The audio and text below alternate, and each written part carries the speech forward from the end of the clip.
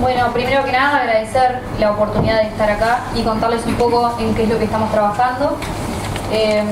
Nuestro grupo está constituido hace unos 4 años más o menos. Yo hace 3 que estoy, un poco impulso de Grisel y Verónica Cesio, que es química. Es un grupo que primero les voy a contar por qué surge, después les voy a contar cuál es el enfoque que tenemos y cómo estamos investigando, y por último las complejidades que un poco ya mencionaba Grisel que estamos enfrentando desde la investigación en estos temas. Primero surge en un contexto nacional en que es una preocupación social importante, lo vemos en las noticias y vemos mucho de preguntas sobre qué es lo que pasa o con las descargas o con aplicaciones sobre escuelas, y se mezcla mucha cosa y hay pocas respuestas desde lo científico, desde lo académico, a nivel de impacto de los agroquímicos. En este caso, nuestro grupo dedicado más que nada a la parte de pesticidas. También surge en un contexto que mostraba Grisel también y Arturo, de uso de agroquímicos bien intensivo, y un uso que se caracteriza, por lo menos en nuestras condiciones, por ser en base a mezclas de distintos principios activos y de muchas repeticiones en el tiempo, y mezclas con adyuvantes. En general, cuando se registran herbicidas, los planteos para ver cómo impactan son por principio activo y no en base a los formulados, que también tienen, como decía Arturo, un cóctel de otras cosas. Las mezclas que utilizamos pueden tener poco que ver con los impactos que esperamos de esos principios activos aislados, y el impacto hoy por hoy no es parte de las herramientas que están incluidas en quien toma la decisión de aplicar. En general va el costo y básicamente si funciona o no funciona desde el punto de vista agronómico de la situación. No creo que haya muchas personas que digan este va a impactar más o menos, entonces, o que está en las últimas etapas de la escala de prioridades. Y también es parte de que hay poca información al respecto o bien disponibilizada para la toma de decisiones. Entonces, en este contexto surge nuestro grupo de trabajo, que trabaja desde la EMAC en Facultad de Agronomía. Es un grupo que trabajamos, yo soy agrónoma, pero hay químicos, biólogos y gente desde el área social, agrónomos dedicados al área social, que estamos intentando trabajar juntos, y en el marco de la Facultad de Agronomía, Veterinaria y asociados que hacen a la discusión multidisciplinaria de estos temas, para darle un enfoque, como dice ahí, ecotoxicológico. Como es una palabra que no siempre todos conocemos, les voy a contar un poco qué es la ecotoxicología. Es un campo multidisciplinario que integra a la toxicología, a la ecología y a la química ambiental. Pretende, como dice, proteger la estructura y la funcionalidad de los ecosistemas de aquellas sustancias químicas que nosotros ponemos a impactar en el ambiente, con un objetivo que es el de producir, pero que a su vez, como decía Grisel, vamos a estar impactando en otras especies de organismos. Nosotros intencionalmente ponemos el contaminante para que nos ayude a producir, y vamos a desencadenar, me estaría apareciendo ahí, un montón de cambios bioquímicos, fisiológicos, que a su vez se van a ir incrementando y van a ir generando en los individuos un cambio, potencialmente en la población o en la comunidad. Y a medida que avanzamos en esta dirección, para nosotros se nos hace difícil investigar cuál viene a ser el impacto a niveles más elevados de complejidad, porque aumentan los tiempos de respuesta, se hacen cada vez más separados del momento en que nosotros hacemos la descarga del contaminante, aumenta la dificultad de vincular ese producto químico con la consecuencia que estamos observando en el ambiente, y en parte por todo lo que decía Grisel, de todo lo que ocurre con el agroquímico cuando lo ponemos a interactuar con clima, propiedades del suelo, etc. Y si encontramos ya a nivel de comunidad los efectos, es que estamos en un nivel de importancia ecológica bastante grande. ¿Cómo opera la ecotoxicología?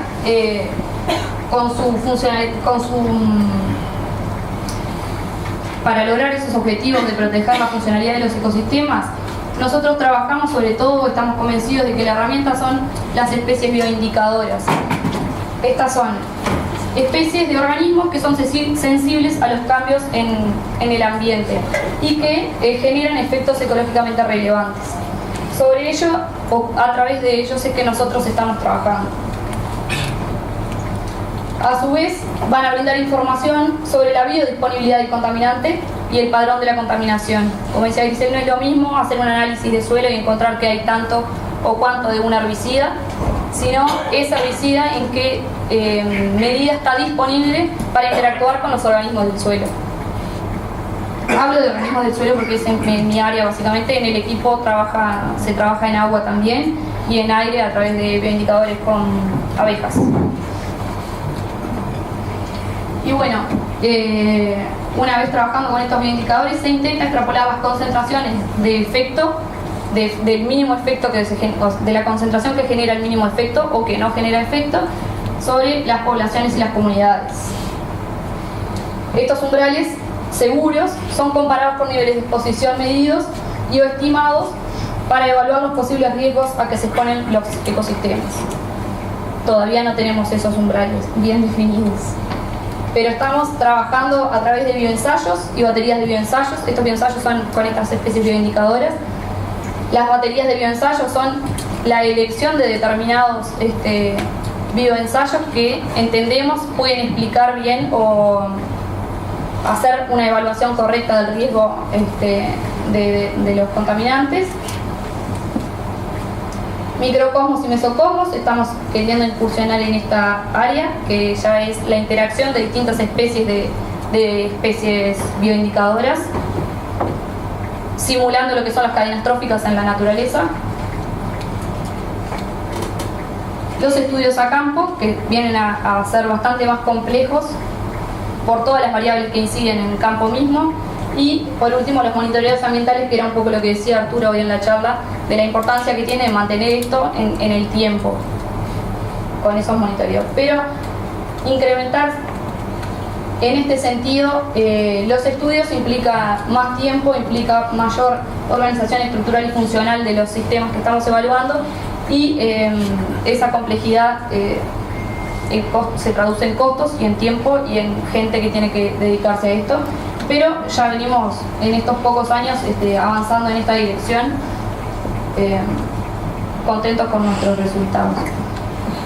También existe la posibilidad de trabajar con modelos para simular estas situaciones.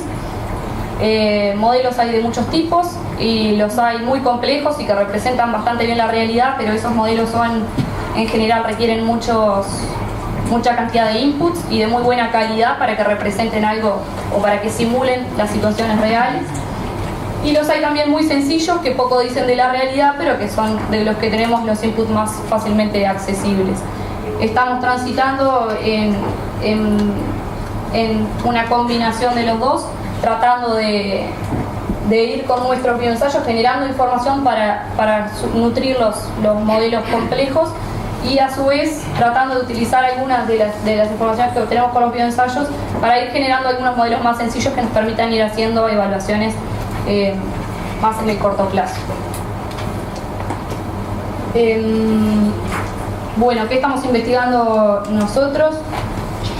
En base a los estudios ecotoxicológicos se pueden estudiar parámetros de toxicidad aguda, como ya se mencionó, o de toxicidad crónica. Los más comunes de toxicidad aguda son las dosis letales o concentraciones letales 50 o 10, inmovilidad en vertebrados o crecimiento de microalgas.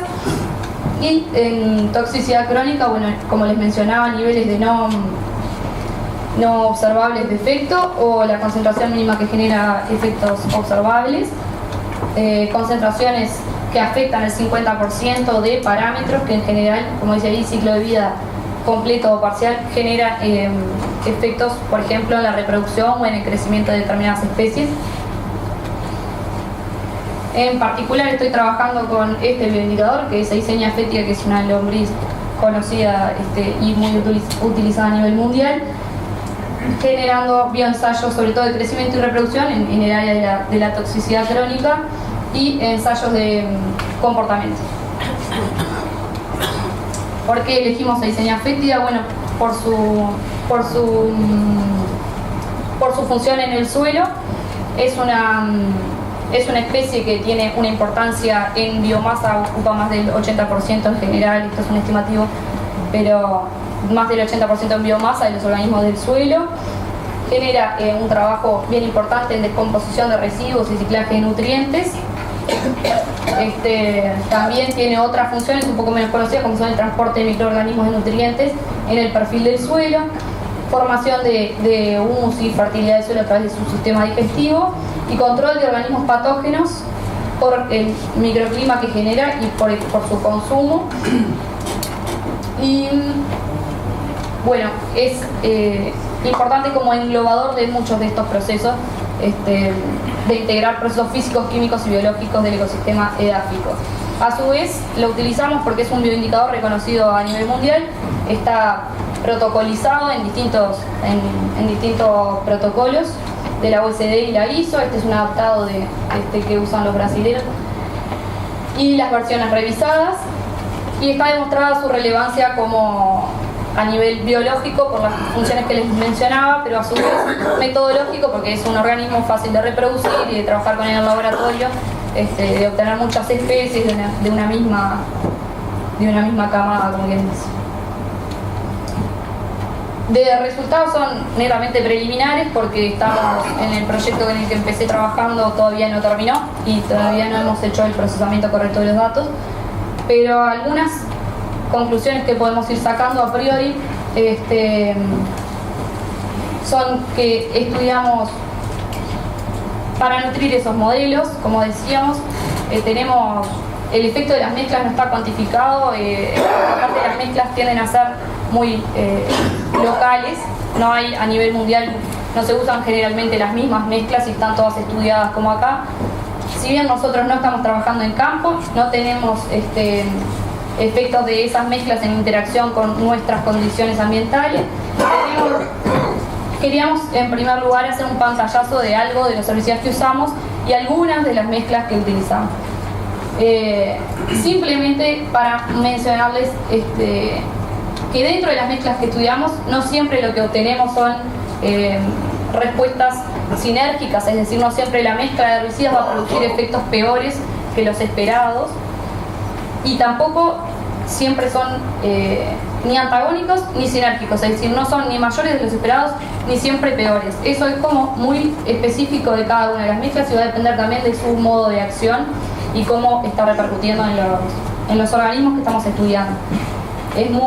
No es generalizable de Eisenia fétida a microorganismos de suelo. Cada organismo tiene su especificidad y va a ser afectado de distinta manera.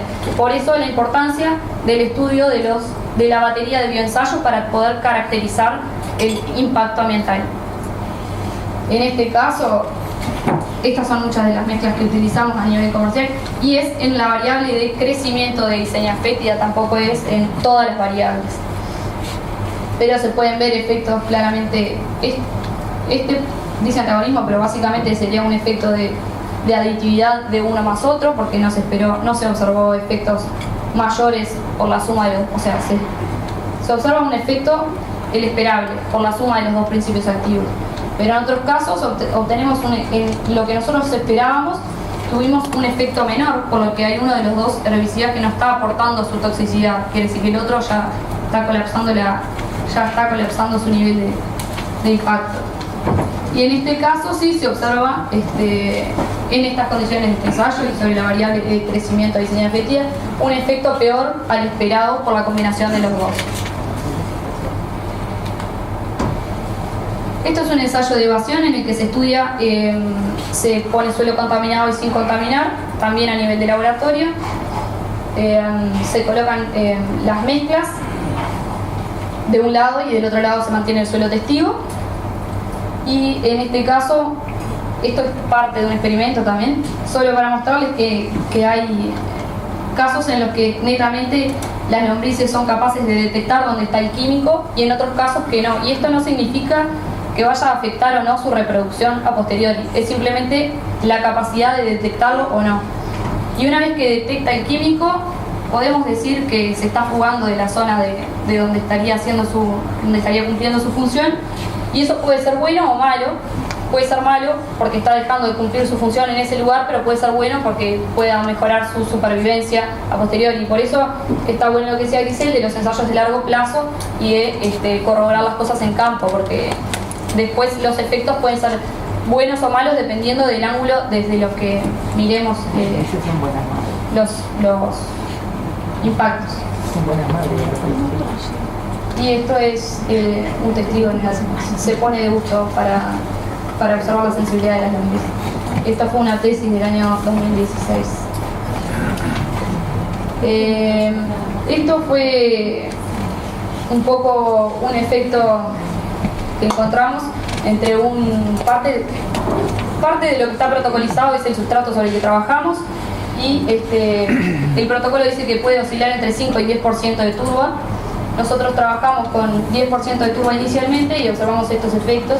Esto es diclosulam a nivel de dosis de campo, a nivel 10 veces la dosis, una mezcla con paraquat y el testigo. Esto es todo cuestionable y está todo para analizar, pero habla de cuán importantes son las condiciones en que nosotros ponemos a testear a los organismos y cuánto nosotros podemos modificar los resultados en base a cómo nosotros planteamos los experimentos. Entonces es para tener en cuenta, y bueno, y en un futuro estos porcentajes de turba estarían representando los porcentajes de materia orgánica de los sustratos con los que trabajamos. Entonces también es insumo para nosotros saber que aparte a priori era esperable, porque todos los, como decía Grisel, los herbicidas van a tener distintas funciones según la materia orgánica, el clima, etcétera, etcétera, y su capacidad de absorber estos herbicidas.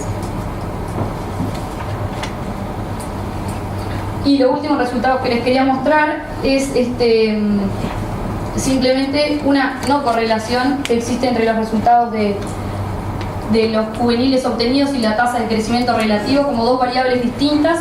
Si nosotros las ponemos en comparación, vemos que medir una cosa o la otra es bien distinto porque no se alinean los resultados. No es que puedo hacer crecimiento en lombrices y después no hacer reproducción. En función de lo que nosotros querramos ver, son los experimentos que tenemos que plantear.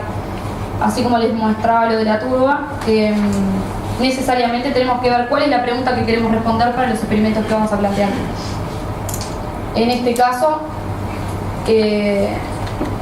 simplemente, o sea, era esperable, pero lo grafiqué para que vean que no es tan sencillo elegir el bioindicador y dentro del bioindicador cuáles son las variables, y definitivamente no podemos estudiar todo de todos los herbicidas, de todas las mezclas y de todo lo que hay en el mercado. Pero sí podemos pensar bien cuáles son las preguntas que queremos responder y apuntar a las respuestas que queremos encontrar. Son parte de las complejidades que enfrentamos. Como eso que les mencionaba, mucho uso de mezclas y cada una genera reacciones químicas diferentes. Los fitosanitarios y formulados dichosos van variando en el tiempo, no estamos usando los mismos ahora que hace ni 5 ni 10 años. Algunos van cambiando mucho, sobre todo las proporciones en que los usamos. La investigación lleva mucho tiempo y trabajo, cada uno de los ensayos de reproducción lleva mínimo 2 meses y capacidad de instalar 5 tratamientos por día, no más. A 2 personas por experimento, que es con lo que contamos. Y un poco la importancia de evaluar esos efectos en un largo plazo y poder llevarlos a campo, parte de esos experimentos. Y bueno, y bioindicadores autóctonos, que sería el ideal para terminar de corroborar, pero que no dejan de ser menos válidos los bioindicadores protocolizados y ya conocidos a nivel mundial, porque a partir de esos la gente tiende a usar márgenes de seguridad, toma un bioindicador como parte de los invertebrados del suelo y a partir de ahí se utiliza un margen de seguridad para cubrirse de que los autóctonos se supone estarían en ese rango. Igual sería súper interesante poder contar con estos bioindicadores autóctonos. Y a nivel agronómico, porque también trabajo a nivel de campo, es muy importante que como agrónomos sepamos cuáles son las propiedades físico-químicas de los productos que aplicamos. Esa información está disponible, no iba a poner porque no iba a alargar demasiado la charla, pero hay páginas en las que hay mucha información sobre los ingredientes activos, básicamente, pero eso nos habla o nos da información sobre la capacidad de absorción en el suelo que tienen, o de lixiviación por el contrario, o de volatilización, y son todas características que deberíamos saber a la hora de aplicar y que tendría que estar también dentro de la base de datos que manejamos para elegir por uno u otro, sobre todo si estamos hablando de un arroyo o no, lo que fuere, para entrar en ese. Y por último, bueno, lo que decía Arturo, cuánto de esos impactos, después que los tengamos, nos permitimos generar, va a ser una decisión política, va a ser una decisión social. Y simplemente decirles que para nosotros a problemas complejos las respuestas van a ser complejas, queda mucho trabajo por hacer.